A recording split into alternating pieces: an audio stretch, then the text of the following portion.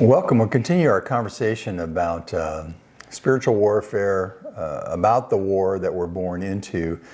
Today we talk about the angelic realm, and we've touched on a lot of these pieces as we have, I don't know, kind of picked out the woven thread of this teaching. And there's really a lot. I was thinking about this morning that people can really be interested in aliens if you want to, but I would be way more interested in angels because of the data that's in the scriptures related to their presence and their power and where they fit in. That's what we're going to be talking about a little bit today. So a step back, but as we take the step back, hopefully it will solidify for you. Complete the picture. Yeah. I was going to say something different, but you hit it. You Cut nailed to it. the chase. You nailed it. So one of the things I find interesting, and I'm not trying to be critical because I think it's a part of it's our attempts to experience or to show what angels are like. So because we've just been near Christmas, we see little kids coming out in angel outfits. We know that Mary was spoken to by Gabriel. And we show these things by 10-year-olds who are unintimidating. I'm not insulting that at all. No. I think that we are teaching our kids. But when you grow up seeing angels on flannel graph and you see 3-year-olds dressed up as angels and 10-year-olds trying to be Gabriel, it's all a part of teaching. But I think if we don't ever think beyond that to what it's really like, that Michael was kind of in charge of answering prayers, maybe. And Gabriel was in charge of bringing messages. There's so much more. So my question is, and then on the other side of that, we have Netflix, which shows a lot of really strong You don't and want your powerful, kids to watch that. Well, and they show strong and powerful demonic influence compared to the little cherubs that we have on Valentine's. I just think there are a lot of perceptions that aren't carried out to the truth. Well, as we launch into this, there's a brief video that's in this post that you can click on. In fact, it says brief video, and it's underlined, but click on it, and in 8 minutes, it talks about where angels fit into the story, where people fit into the story. Just give it a shot. Yeah, so I have a question. In our history in the Bible, what are most people's reactions when they see an angel or when an angel appears to them? They're pretty astonished. I mean, it's the one that comes to my mind as you just bring that up. I think about when the angel of the Lord showed up right before they were heading into with Joshua and heading into Jericho when they walked around the city, and he asked the angel of the Lord, he said, who are you for? Are you for us or for our enemies? And he said, I'm for the Lord of hosts. That's why I'm called the angel of the Lord. So there most times, like even when Mary was approached by Gabriel, she was pretty shaken and stirred by what they were experiencing. So whatever you see, when you see an angel, it's got to be pretty powerful and pretty different than seeing another human being. I think in even that same story about Joshua, isn't that when God says, when you hear the trees moving, sort of like they're marching or something, it's like that angels are doing their job, being sent by what God wants them to do. That's a cool story. Yeah, it really is. And there are many stories. When you look at this woven thread, follow them through the scriptures, and this particular post can help you with the highlights of that thread, and then you can kind of fill in as you read and as you consider. So I have another question. Is there a difference in angels as far as their power or their tasks? And like humans, are they all gifted differently, or do we know? As far as gifting, they seem to have different purposing because they live in a different space than humans do. But when it comes to angels, I think that they have a very specific authority structure, and that's why when you look at the way I understand it from everything I can see from this thread is that were three what would be called cherubim, and they would cover the holiness of God. So in this whole plan that God has, long before man was made, it appears, there were these three covering angels. And I think that they were Gabriel and Michael and Lucifer, or Satan. And I think because they covered the holiness of God, they had close access to God. So who did they have access to? Well, the Father and the Son and the Holy Spirit, because that's who God is. So the angel realm is massive. it appears to be. I mean, when they talk about myriads of angels, I think that's like 10,000 times 10,000, which I think is quite a sum. Add the zeros. If you had that in your bank account. But when you think about it from the perspective of how we look at people, and now we're up to almost 8 billion people. That's a lot of people. If you follow the curve, as far as population curve, that really took off like around 1700 or something like this. It just like goes into that old hockey stick thing. But when the angels were created, they were all created. They don't propagate like human beings do. So there they were, and you had all of these thousands and thousands and myriads of angels, and they all had purposes. So they're not eternal, but you get the impression they don't die. At least not yet. They are just different kinds of creatures than we are. We do know that some of them will be cast into the lake of fire in Revelation, which will include the dragon, who's the head of the evil angels. So I have another question. How do they differ from humans? How much do we really know about them? But this is where I'm going with this. It says they long to look into the things. Like, they were in heaven with Jesus, and now they're seeing Jesus go to earth, become a baby, and I don't know that they know he's going to be crucified, but they're observing all this and what it's doing for mankind. So. Oh, read the account of right before Jesus launches his public ministry. He's taken out into the wilderness, and he's tempted by the devil. And when that's after 40 days of not eating, then that happens to him. So he's in a weakened condition from a human being perspective. The devil leaves him because it didn't work. What he was trying to accomplish didn't work. And then it says, and then angels were ministering to him, or they were serving him, and they were meeting his needs. So who knows what that is? But I mean, that's pretty amazing when you think about the different places that angels show up in relationship, and the fact sometimes they're scary, and there they seem like they were tender. Oh yeah, and they are longing to look, because redemption, what God has planned in Jesus, I don't know that that's available to angels. I think when 1/3 of the angels fell, 2/3 of the angels didn't. We're in a totally different environment than they are, even though our dimensions apparently intersect. Well, and that's another question I have. So it seems like angels live in heaven or have access to it. And yet it seems like they can bust through or wander or, I don't know, go in and out of the different dimensions. They can show up here, but then they're also in heaven. And yeah, if you're mathematical at all or scientific at all, think through this from a spiritual perspective, because those things are all spiritual too. I mean, there's not like it's not like they don't have anything to do with who God is and what God is doing. But think about it in the sense that there's a realm that the angels live in. And we talked about this in one of our first podcasts, that there are some who are around the throne of God. That's the third heaven. Then there's a second heaven, and that's where Satan and the third of the fallen angels have access to that part. And then we're in the first heaven, where they interface with mankind. And so you just have to picture that the dimensions have interconnectivity, even though there are rules, obviously, to that interconnectivity that God has established, not that angels have established.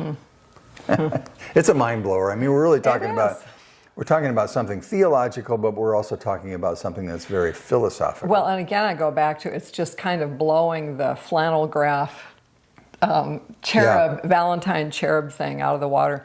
What do good angels do for us or bring to us? And you've touched on it. Well, I think when I gave the example of how Jesus was ministered to, that word is diakonos, and it means to serve. So they came and served what his needs were at the time. So are you thinking food and water and I'm assuming, and maybe comfort. I mean, you think you'd be all in, because he was 100% human, even though he was 100% God. I mean, that was quite a test that he'd experienced. So that's a picture of are they not, it says this in Hebrews, I think, are they not all ministering spirits sent out to those who will inherit salvation? So the angels are given to us to bless us because we are inheriting salvation, just like Jesus in a different way. I forgot about that verse. That's a cool verse. Yeah, was experiencing in the same way. So we seem to be inextricably linked with the angelic realm, even though we can't see angels all the time, but it's quite possible that there are angels in this room right now from a different dimension perspective,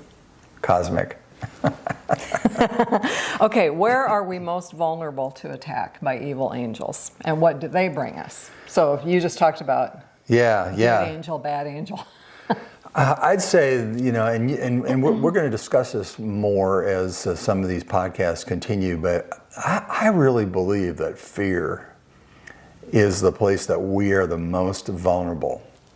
Because I think Satan, the evil one, plays upon our fears to keep us from hope and keep us from trusting in God. And the whole idea of perfect love casting out all fear. Just think about that. I mean, Jesus taught that to his disciples, and they were pursuing it. They were teaching it. But what happens to somebody when fear overtakes us? And basically, that's how we are manipulated by... Well, we're just stymied. We don't move forward. Yes, and I think evil angels have been living with us ever since Adam and Eve. And I always look at it kind of like, okay, so let's say there is an angel in this room right now, and he's looking at Dave, and he understands human beings completely. Satan does. But he also understands me, because I'm not the first Dave Nadler. There was one before me, and then there was my grandfather, and all the family lines and humanity and whatever, they become experts. The strengths. Yeah, so they take. So I think fear is a huge thing. The other thing that goes right alongside of it, as far as our vulnerability, is just hubris. In fact, that's how one of the words translates. We were just looking at it the other day. It's our hubris. It's the idea that we can be and do something without God, and I think that gets exploited all the time by evil angels, by the adversary. And why did God create so many kinds of life? I assume that... I mean, how do we really know? But yeah, well, we have indications. We go out and start thinking about aliens. Okay, well, and I understand that. And we go to superheroes. UFOs. We go to different kinds of dimensions. But it seems to me that if you were God and you had unlimited creativity, unlimited power, what would you do, and how would you design things to glorify yourself? I mean, he didn't need us to keep company with him. He had the Father and the Son and the Holy Spirit. So he brings different players in. So you have the 4 living creatures and the 24 elders. Who knows what they represent, and what they're tied in with. And then you've got the whole angelic realm, and then you bring humanity into that. So I'm assuming that all of that plays together in like kind of a chorus of the glory of God, and shows his creativity, but it also shows his power. And it also shows his love. How? Because we are inseparably linked with those people. Did you open the door, the side door to the garage? Oh, I didn't. Uh-oh. We have somebody coming here to visit, and we're almost done. You better go open it, and I'll just riff here a little bit while you're gone. So, as you read this particular, post and kind of look through it, and consider their questions at the end. So here's how it's designed. First of all, you got that video there, so check that out if you've never seen it before, or even if you have seen it before, and then move down and talk a little bit. Look at this is like the thread. This is the woven thread of the angelic realm that is being carried through. So that's all explained, and it's got numbers by it, and down at the bottom the passages are down there. So pretty easy to find. And then there's a series of check marks where our questions are. And Bernie's been just talking about some of these things, angels and archangels, and how they're different from humans. And those are great things for you and I to meditate on, and to keep perspective on the angelic realm. You can come back. I mean, I can't wrap this up without you. I mean, we're we're normal human beings right here. We're not amazing professional podcasters. So It's cold out. it is cold outside, as you can see by the snow behind us, and it's actually very frigid here right now at the time we're filming this. That's actually my last question, was why did God create so many different kinds of life? I think that when I think about my relationship with angels, I fear. There's a part of me that fears, so I have to understand. I have to understand the power of God. So who is the ultimate authority? And that's why Job is such a stirring book to me, because Job or Satan doesn't bring up Job, God does, and he says, "Have you considered my servant Job?" He's such a good guy. So all of that fits into the plan that God has. So there is a lot to fear, but the power of God is so much above and beyond. And the other thing is my identity, and we've talked about that, and your identity too as a Christ follower, is that when we're covered by the blood of Christ, and Paul talks about this in Colossians, that when he died and nailed the certificate of death that was against us, nailed it to his cross, took it out of the way, he disarmed principalities and powers. That's been done. Now, even though that's been done positionally, because God's outside of time, we're living in time, and this plan that God has is unfolding, and we are right in the middle of it. But we don't have to be afraid. And we can look at the chaos that's around us as well as the power that's around us, and we can go, God's got this. And the scriptures are the story of the fact that God not only has this, but he's going to make it come to fruition. It's an interesting, it's a big thread. It is. As I go through the different stories where angels appear, the one in Daniel where Michael, he prays and fasts and doesn't get an answer for a while, and then all of a sudden Michael comes to him and gives him the answer, but he prefaces it with, "I've been fighting the king of Persia until somebody came and helped me. I wasn't able to get away." For 20 days. And you What's the go, deal with that? Bah. And yet, just the fact that he came, his purpose was to answer Daniel's plea. And that's comforting. Then it's just a reminder that they are ministering spirits. Yeah, and they're not to be worshipped. They are the worshipers, and they are the servants of God or the servants of the adversary. And, that's why we have God. We have God to worship, and there is no one like him. No one like him at all in his power or in his love. Well, thanks for joining us. Let's do it again sometime.